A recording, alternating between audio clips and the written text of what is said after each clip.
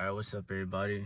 As you can tell by the title, this video is going to be about how to reset your service light or your old service light for a Volkswagen Jetta. Mine is a Mark 6.5, which is a facelift version. The years from 2015 to 2018. I have a 2018, so this method should work for all models from 2015 to 18. I believe this method might work for the 2019. Let's get straight into it.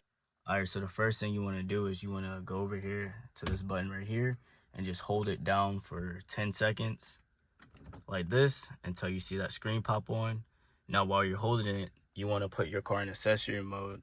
So you just want to tap this button right here while holding this. 2 seconds later. And it's going to ask you, do you really want to reset oil service? And you just press OK. And boom, that's how you reset it. Alright, and that's it. Simple. If this method does help you guys, please leave a like, comment, and subscribe to your boy. I really appreciate it. And let me know what you guys want to see in the comment section if you do come across this video. Your IGs or something in the comment section. It would be dope to tap in with you guys, see what everybody's driving. But to watch this video, take care. Peace.